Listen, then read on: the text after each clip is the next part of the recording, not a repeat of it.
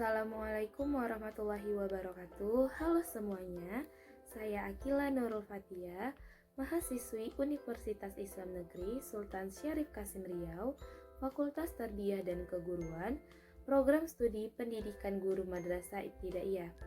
Baiklah, di video kali ini saya akan membahas materi mengenai supervisi pendidikan, kualifikasi, dan pembinaan guru guna untuk memenuhi tugas individu dari mata kuliah, profesi, dan etika keguruan dengan dosen pengampu Ibu Mainar Fitri MPD. Pembahasan pertama mengenai pengertian supervisi pendidikan. Supervisi ialah suatu aktivitas pembinaan yang direncanakan membantu para guru dan pegawai sekolah lainnya dalam melakukan pekerjaan mereka secara efektif.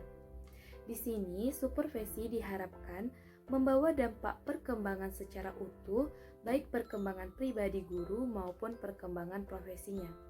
Guru seperti itu diharapkan mau dan mampu menciptakan situasi belajar mengajar yang baik. Pembahasan kedua mengenai tujuan supervisi pendidikan. Tujuan supervisi ialah memberikan layanan dan bantuan untuk meningkatkan kualitas mengajar guru di kelas yang pada gilirannya untuk meningkatkan kualitas belajar siswa. Bukan saja memperbaiki kemampuan mengajar, tetapi juga untuk pengembangan potensi kualitas guru. Dapat diperinci tujuan supervisi pendidikan sebagai berikut. Yang pertama, membina kepala sekolah dan guru-guru untuk lebih memahami tujuan pendidikan yang sebenarnya dan peranan sekolah mencapai tujuan itu. Yang kedua, memperbesar kesanggupan kepala sekolah dan guru-guru untuk mempersiapkan peserta didiknya menjadi anggota masyarakat yang berguna dan bermanfaat bagi masyarakat. Yang ketiga, membantu kepala sekolah dan guru-guru mengadakan diagnosis secara kritis terhadap aktivitas-aktivitasnya dan kesulitan-kesulitan belajar mengajar, serta menolong merencanakan perbaikan-perbaikan. Yang keempat, melindungi orang-orang yang disupervisi terhadap tuntutan-tuntutan yang tidak wajar dan kritik-kritik tidak sehat dari masyarakat. Yang kelima, membantu kepala sekolah dan guru-guru untuk mengevaluasi aktivitasnya dalam konteks tujuan-tujuan aktivitas pembelajaran peserta didik. Dan yang keenam, mengembangkan spirit the corps guru-guru, yaitu rasa kesatuan dan persatuan antar guru-guru. Pembahasan ketiga mengenai prinsip supervisi. Prinsip supervisi yang dilaksanakan adalah sebagai berikut. Yang pertama, prinsip ilmiah. Prinsip ilmiah mengandung ciri-ciri sebagai berikut. Ciri-ciri yang pertama, kegiatan supervisi dilaksanakan berdasarkan data objektif yang diperoleh dalam kenyataan pelaksanaan proses belajar mengajar. Ciri-ciri yang kedua, untuk memperoleh data, perlu diterapkan alat perekam data seperti angket, observasi, percakapan pribadi, dan seterusnya. Dan ciri-ciri yang ketiga, setiap kegiatan supervisi dilaksanakan secara sistematis, berencana, dan kontinu. Yang kedua, prinsip demokratis. Servis dan bantuan yang diberikan kepada guru berdasarkan hubungan kemanusiaan yang akrab dan kehangatan sehingga guru-guru merasa aman untuk mengembangkan tugasnya. Demokratis mengandung makna menjunjung tinggi harga diri dan martabat guru bukan berdasarkan atasan dan bawahan, tapi rasa kesejawatan. Yang ketiga, prinsip kerjasama. Mengembangkan usaha bersama atau menurut istilah supervisi, sharing of idea, sharing of experience, memberikan support mendorong, menstimulasi guru sehingga mereka merasa tumbuh bersama. Dan yang keempat, prinsip konstruktif dan kreatif. Setiap guru akan merasa termotivasi dalam pengembangan potensi kreativitas jika supervisi mampu menciptakan suasana kerja yang menyenangkan, bukan melalui cara-cara menakutkan. Pembahasan keempat mengenai fungsi supervisi pendidikan. Fungsi utama supervisi pendidikan ditujukan pada perbaikan dan peningkatan kualitas pengajaran. Berikut fungsi-fungsi supervisi pendidikan. Yang pertama, mengkoordinasi semua usaha sekolah. Bahwa perubahan terus-menerus terjadi, maka kegiatan sekolah juga makin bertambah. Usaha-usaha sekolah makin menyebar, perlu adanya koordinasi yang baik terhadap semua usaha sekolah. Yang kedua, menghadapi kepemimpinan sekolah. Dalam masyarakat demokratis, kepemimpinan yang demokratis perlu dikembangkan. Kepemimpinan itu suatu keterampilan yang harus dipelajari dengan melatih dan memperlengkapi guru-guru agar mereka memiliki keterampilan dalam kepemimpinan di sekolah. Yang ketiga, memperluas paradigma guru.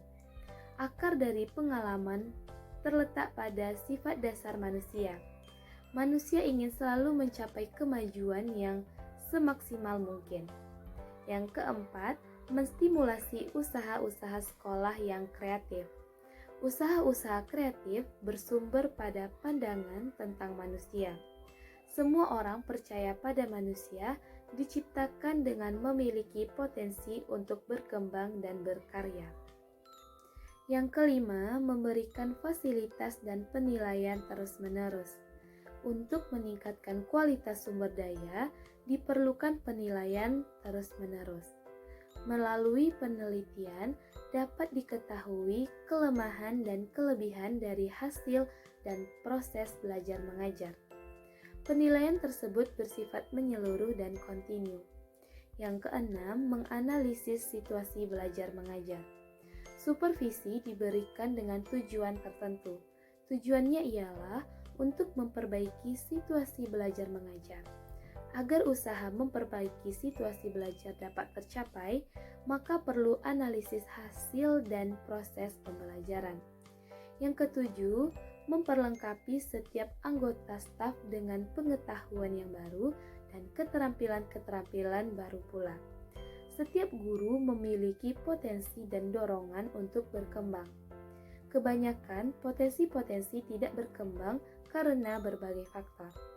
Supervisi memberikan dorongan, stimulasi, dan membantu guru mengembangkan pengetahuan dalam keterampilan mengajar. Yang kedelapan, memadukan dan menyelaraskan tujuan-tujuan pendidikan dan membentuk kemampuan-kemampuan untuk mencapai suatu tujuan yang lebih tinggi harus berdasarkan pada tujuan-tujuan sebelumnya. Setiap guru suatu saat sudah harus mampu mengukur kemampuannya. Pembahasan kelima mengenai teknik-teknik supervisi pendidikan. Yang pertama, teknik supervisi yang bersifat kelompok. Teknik supervisi yang bersifat kelompok dari berbagai para ahli dengan cara melakukan pertemuan observasi, rapat guru latih, studi kelompok antar guru latih, tukar-menukar pengalaman, seminar mengikuti kursus, dan lain sebagainya. Yang kedua, teknik individual dalam supervisi. Teknik individual menurut Sahertian adalah teknik yang digunakan pada pribadi seorang guru latih yang mengalami masalah khusus dan memerlukan bimbingan tersendiri dari supervisor. Teknik-teknik supervisi yang bersifat individual antara lain kunjungan kelas, observasi kelas, percakapan pribadi, interpretasi, penyeleksi beberapa sumber materi untuk mengajar dan menilai diri sendiri. Yang ketiga, perilaku supervisor yang diharapkan. Salah satu pendukung keberhasilan dalam melaksanakan supervisi ialah perilaku supervisor sendiri. Faktor manusia di belakang tugas mempunyai pengaruh besar dalam keberhasilan misi supervisi. Supervisi yang berhasil adalah mereka yang dapat melaksanakan tugasnya berkenaan dengan diri supervisi atau orang yang disupervisi.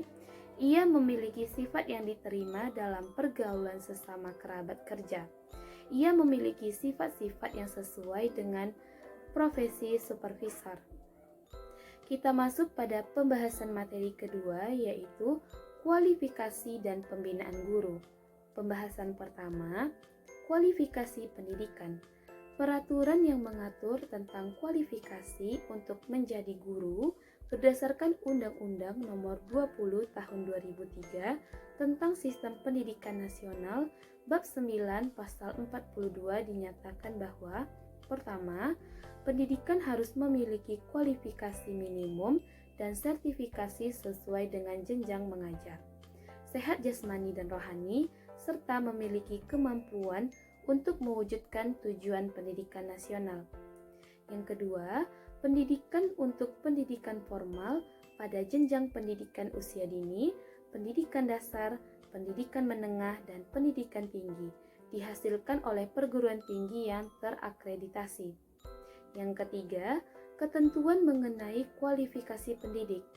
Sebagaimana dimaksud dalam ayat 1 dan ayat 2, diatur lebih lanjut dengan peraturan pemerintah. Kualifikasi pendidikan untuk guru di Indonesia dewasa ini didasarkan pada kualifikasi pendidikan formal, yakni lembaga pendidikan tenaga kependidikan atau program studi yang terkait dengan kependidikan dan keguruan pada universitas negeri dan swasta. Oleh karena itu, muncullah pandangan yang memberikan penilaian bahwa sistem pendidikan guru di Indonesia merupakan sistem pendidikan tertutup, karena sejak awal sudah dipagari oleh pintu Lembaga Pendidikan Tenaga Kependidikan atau LPTK. Pembahasan ketiga, program peningkatan kualifikasi mandiri. Banyak guru atau pendidik yang telah berusaha dengan susah payah secara mandiri meningkatkan kualifikasi pendidikannya. Seseorang yang telah memperoleh hadiah lomba karya tulis yang kemudian menggunakan hadiah itu untuk melanjutkan biaya pendidikan ke jenjang pendidikan yang lebih tinggi. Keberadaan universitas terbuka dan universitas swasta sangat membantu untuk memenuhi cita-cita sang guru untuk meningkatkan pendidikannya. Dibandingkan dengan praktek jual beli ijazah yang sempat marak, maka dengan meneruskan kuliah dengan biaya sendiri sebagai usaha media yang diharapkan memberikan dampak positif dalam meningkatkan pengetahuan, sikap, dan keterampilannya. Selain program peningkatan kualifikasi guru dengan menempuh jenjang pendidikan lanjutan, ada pula program penyetaraan swadana seperti dapat dilakukan di universitas terbuka atau perguruan tinggi yang mengadakan program seperti itu. Pembahasan keempat, program peningkatan kualifikasi guru oleh pemerintah pusat. Dalam program peningkatan kualifikasi guru, maka biayanya adalah biaya sepenuh dari pemerintah dan separuh lagi dari biaya guru itu sendiri. Pembahasan kelima, program peningkatan oleh pemerintah daerah. Dalam era otonomi daerah sekarang ini, program peningkatan kualifikasi guru dapat dilakukan oleh pemerintah daerah yang memiliki kemampuan dana untuk melaksanakannya. Kita masuk pada materi terakhir, yaitu pembinaan guru. Pembinaan profesi dilakukan dalam bentuk pendidikan in-service dan pendidikan pre-service. Pendidikan in-service merupakan kelanjutan pendidikan pre-service yang ditempuh oleh guru sebelum mereka diangkat dan berfungsi sebagai tenaga pengajar. Pendidikan in-service ini dilakukan karena pada pendidikan pre-service masih terdapat kelemahan sehingga masih perlu disempurnakan dalam menyiapkan guru saat mengajar. Pembinaan profesi guru sangatlah penting karena adanya perubahan situasi dan kondisi dunia yang terus melaju dengan cepat sehingga membutuhkan penyesuaian atas perubahan yang terjadi, agar layanan pendidikan dan pengajaran yang diberikan oleh para guru tetap sesuai dengan kebutuhan masyarakat.